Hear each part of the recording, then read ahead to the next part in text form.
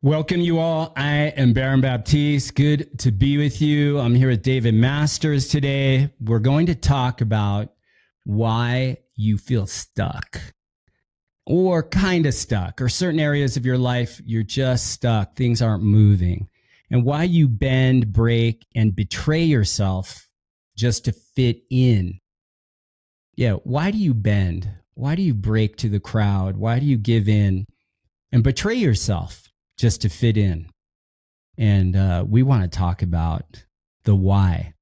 And I say it's because you're afraid to speak up. David, how you doing? Fantastic. Always better when I'm with you, and you know that. Yeah, it's good. Yeah, what do you say about this problem, and I'll call it a problem, of speaking up?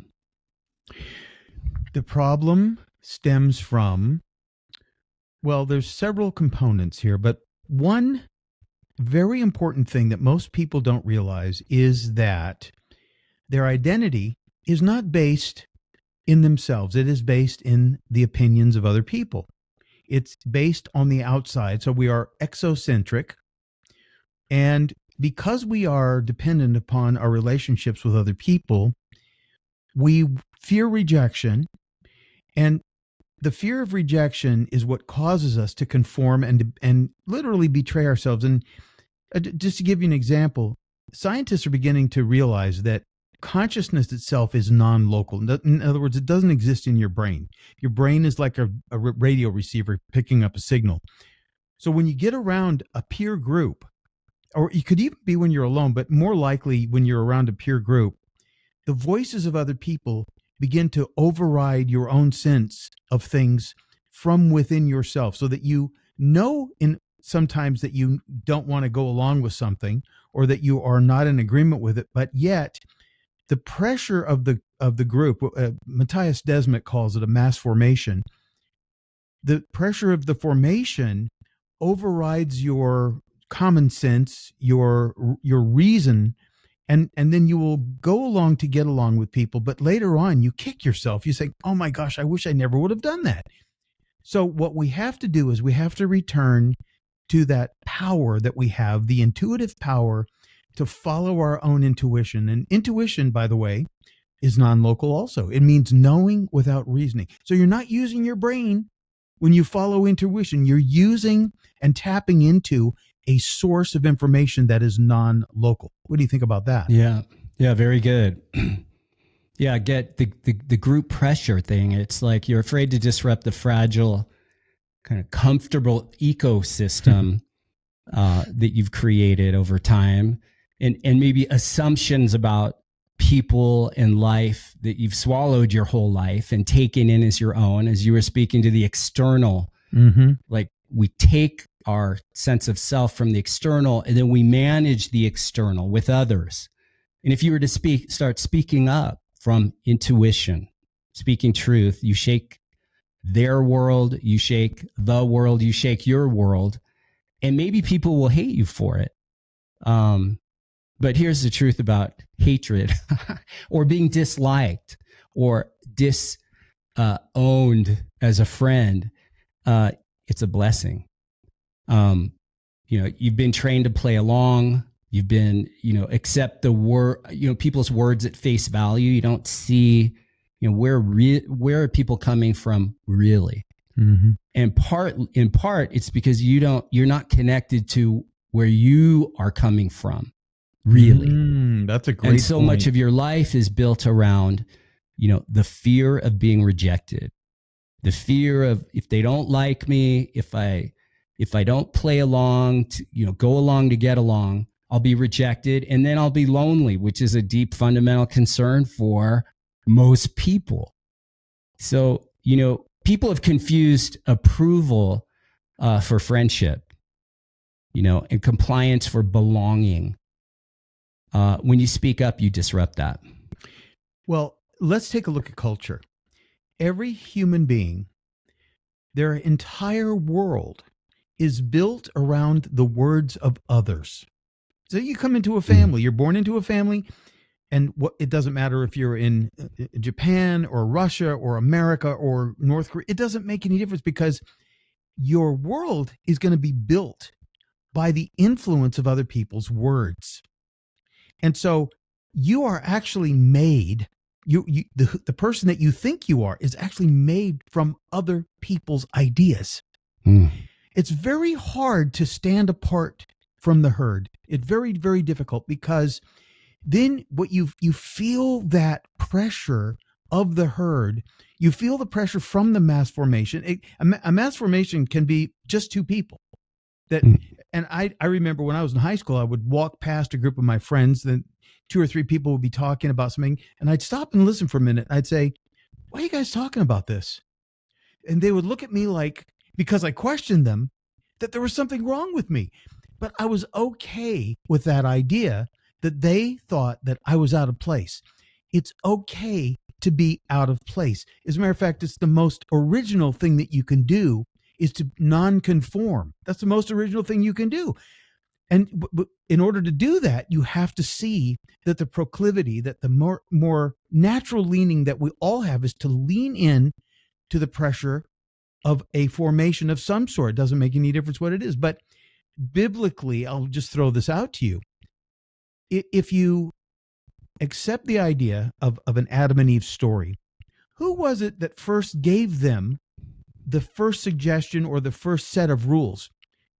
You can eat of all the trees in the garden, but you can't eat of this tree, the tree of the knowledge of good and evil, because in that moment you'll surely die. Now here comes an alternative suggestion from somewhere else outside of them. Well, wait a minute. He just doesn't want you to know what he knows. That's why he's telling you not to eat of that fruit, because if you eat that fruit, your eyes will be open. We are stuck between influences in every area of our lives. And the most original thing that you can be is in that moment where you see, I don't have to accept any suggestions. Yeah, you got to stop at the stoplights.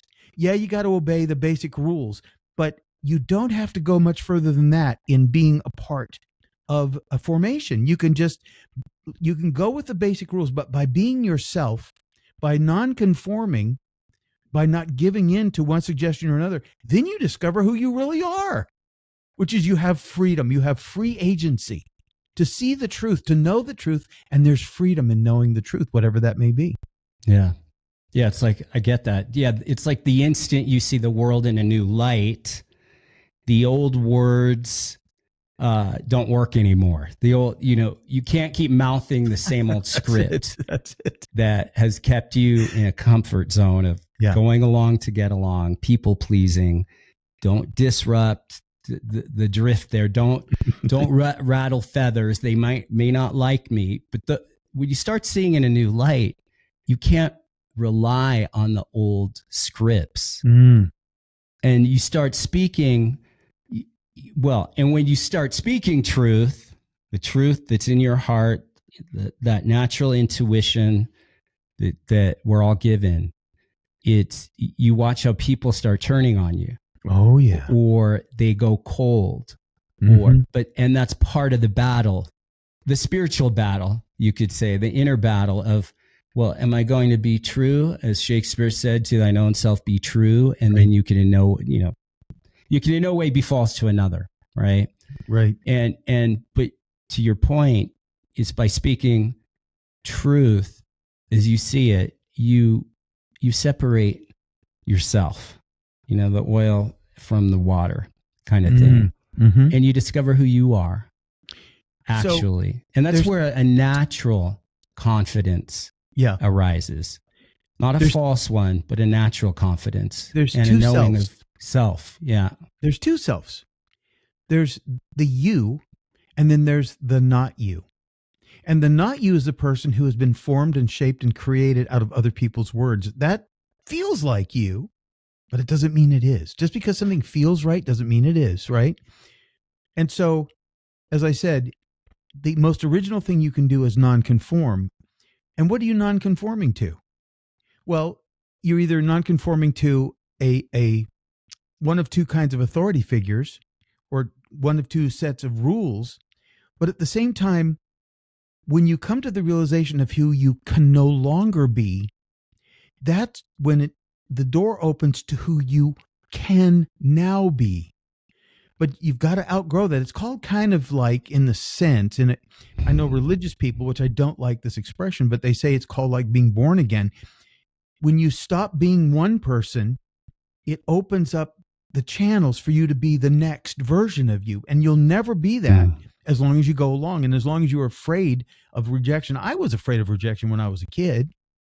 I was afraid of being rejected by my family. But I wasn't necessarily afraid of being rejected by my peer group, because I looked at them and I thought, these are all a bunch of knockoff people.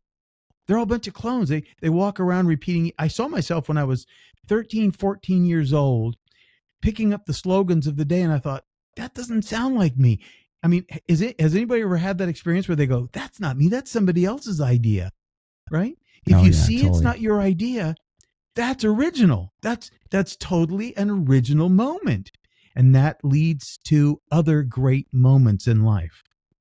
Yeah, it's good. You know, I remember as a kid, my parents took me to India. I was probably like 11, 12 years old. And we went to some ashrams with some famous gurus and listened to their talks. And they were, you know, the rooms were filled with these devotees, these followers. Yeah. And I remember standing there like, 11 years old and just looking at all these glazed-eyed, devotees, right. And everyone's immersed in it. And I felt like a spy or something. I felt like I didn't belong here. I wasn't drawn into the pressure I was of the group, and I didn't lose myself in the experience of the group. And I wasn't rejecting or accepting. I was just kind of seeing what was, what was so. I saw, okay, I heard the guru guy speaking, and some of his words were, beautiful words, but I wasn't buying the whole package. There was something that didn't quite smell right. And I just remember being alone in a sense and standing separate. I was in the crowd, but not of it. Yes. And I think that's the experience I've had many times in my life since then, where I've spoke the truth. I was standing for what I believed was right in my heart. And that comes with a cost, because you'll lose people who you thought were your allies. You'll feel their hostility like a knife. It's almost like a knife in the back. You feel alone. I remember feeling guilty at different times. Like I did something wrong, I was like too cruel. I was being cruel, and I had to stop, because really I was just refusing to play along. Yeah. And so you have to be willing to stand in the experience, because the default is you get guilty. And then especially if you've trained yourself to play along for most of all of your life, suddenly when you don't play along, you feel guilty. You have to watch right there. It's like, just check. Don't go right into, now that people are refusing you or not liking you or rejecting you, that you don't go into some kind of, I was too cruel. Now, maybe you were cruel. Check. But really, likely, you were just speaking a truth that disrupted that go along to get along. Yeah. That fundamental concern of looking good in the eyes of others, people pleasing, like that. The story of Frankenstein, I believe it was Kenneth Branagh who made Mary Shelley's Frankenstein. But in the Frankenstein story, Frankenstein was his creator. Dr. Frankenstein created this monster. And because he was its creator, he was also its father. He gave birth to this monster, right? In our own way, we all have somebody who gave birth to us as a person, and an identity built around that person and the people who gave us the life that we have. So in a way, we will kind of gravitate, like a salmon swims back upstream. We have a tendency to gravitate toward the kind of people that are familiar to us, the people that their words sound the same. Or the flip side of that is that we were hurt by those people. So we want to find people that say positive things and make us feel like we have value. Maybe we weren't valued as children. Maybe we weren't. But the idea is that we've built our whole lives around these creator types, and we have a fealty to them. We have like a loyalty to people who are familiar to us because we feel like a part of it. And this is what if you haven't seen Mary Shelley's Frankenstein, it's really brilliant because in the end, Frankenstein goes back to take revenge on Dr. Frankenstein because he finds out that he's a monster. And he's angry about it. He's like, I didn't even want to be here. How many people have said that? Why am I here? What's the point of my life? But you have an authentic purpose in this life. Everybody has an authentic purpose. And all you have to do is shed that connection to those people who originally brought you in and made you a part of this mass formation called human existence.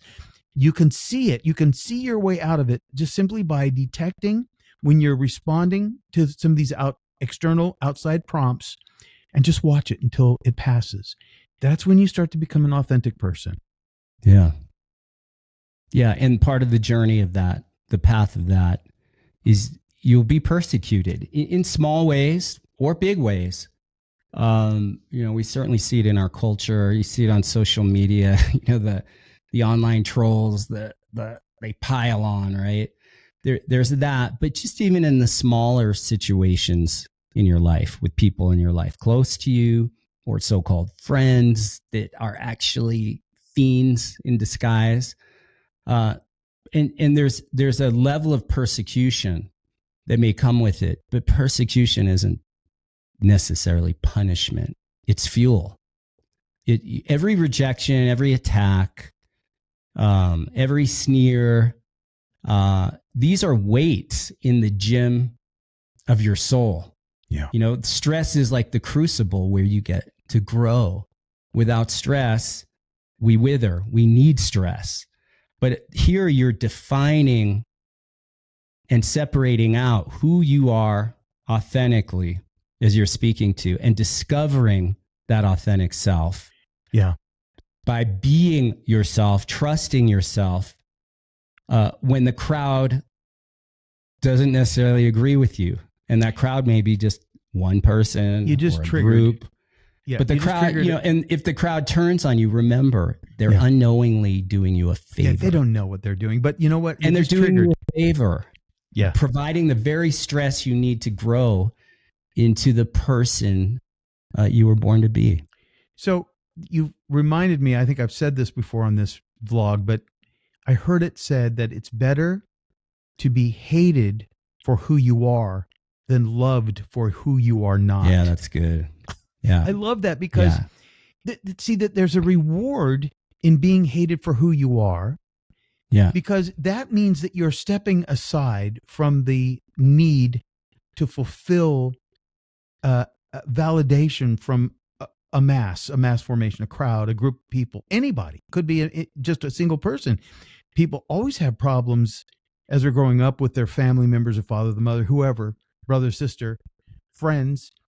But to be loved for who you are not, that is literally a death sentence, in my opinion. That's what I have to say. It's the old self dying, in a sense, the old identity dying. Mm-hmm. So, you're speaking up, your knees might be shaking, your heart's pounding. Yeah. But you stand firm and you be about the truth, from the truth, speak the truth from love, speak the truth. And you may feel weak and exposed, but that's just the old self dying. The self that, leaned on the group for a sense of confidence, or for those fake friends for a sense of belonging, a sense of confidence, a sense of identity. When you go against that grain, something dies, but a new life, a new you is born. Yep. Yeah. And now you are leaning only on the source within you, not on the source of illusion without you. Yeah. And again, we see consciousness itself is non-local, which means it doesn't exist in your brain. Your brain's a processor. It's like a personal computer. There's all kinds of amazing things you can do with that brain. but the source of consciousness determines the trajectory of your life. And so, if you're born in, if you're born in a madrasa and you're made to, conform to the ideals of extremism, your trajectory in life is formed by that belief system. Every single thing that you believe and accept and embrace forms your trajectory in life. And so if you have conflict with that, step back from it. That's all. Just begin to detect that something feels off, that you just need to step back. That's all there is to it. And in that stepping back, there's freedom, because the idea, most people who are trapped in ideological chains cannot step back. They're slaves. They're slaves to it. Yeah. And there's that balance of stepping back and watching, and then the action of speaking up is where the real discovery happens, where the real disruption happens. Here's the thing. Of the old patterns of self-betrayal. Right. But the problem oftentimes is that when you speak up, you're going to find that the entire mass formation is going to turn on you. Yeah. So you got to be careful. Just notice things is what I'm saying. I tell people there's nothing you actually have to do about it other than notice. Yeah. Yeah. What I get from what you're saying is wisdom. Yeah. Like, have the wisdom. Right. Know when to don't throw pearl before swine. Right. Yeah. But it's like the ability to know and have the wisdom from an inner knowing of when to speak up. And as you keep speaking up, you do discover this new self, a new light within you, and you step outside of the crowd or those, little groups of friends into a new circle, an inner circle, a protective, intuitive circle within yourself, a space where you grow into your real self, the self not ruled by fear, the self not dependent on flattery and approval and looking good, not looking bad, the self not bought, and sold by that whole approval system. Oh, yeah. Because people just live under an approval system. Totally. And they lose themselves. Right. And nature abhors a vacuum, right? So if you create an opening for new possibilities, guess what? You will get drawn into the right spaces and into the right places and into the right relationships. You will be drawn into it without any effort, and it will be natural. See, you don't struggle to find your place. It will find you, and you'll just wait. One day you'll turn around. Whoa, what happened? I'm happy again. I'm in the right place. I don't even know how I got here. It's a beautiful natural thing. It's like water finding its own level. It'll just happen. Yeah. Yeah. Yeah, no, it's in that space, right? That ability to stop, drop in, fall awake, be present, use wisdom. When you find yourself in that wisdom and that awareness going along to get along, sometimes it takes that speaking up to break that pattern externally with others. Like you have friends that are gossiping and just ranting about whoever their exes or their certain and you just know whatever they're saying to you, you have a choice in that moment. And in that wisdom. That's right. Speak up. And in that speaking up, you discover a confidence, not the counterfeit confidence of just going along, but the true confidence that can overcome every problem, every fear, every failure, and grow in a way that's true. It's a truing up to your real self, your authentic self. Yep. Yeah. 100%. Yeah. All right. Last words.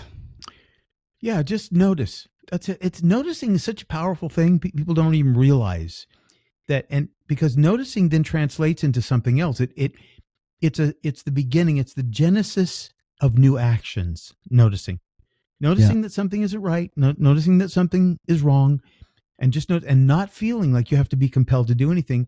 And by the way, sometimes speaking up is just saying politely, no thanks. Yeah. Or thank you, but not my thing. Yeah, it's that simple. It's so powerful when you just the word no or yes. Yeah. Yeah. Anyway, yeah. Yeah, very good. It's good.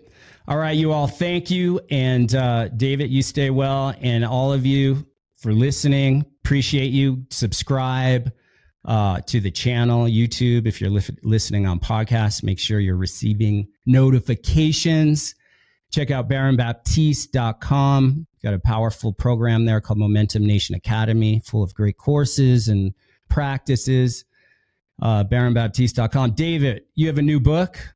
Source Code, and it's all about the subtitle is Transformation Through Identity Modification. That's what I'm talking about. This whole show, you and I are talking about changing this identity. Just tiny little bits makes a huge difference. And that's Source Code. Yeah. It's on Amazon.com.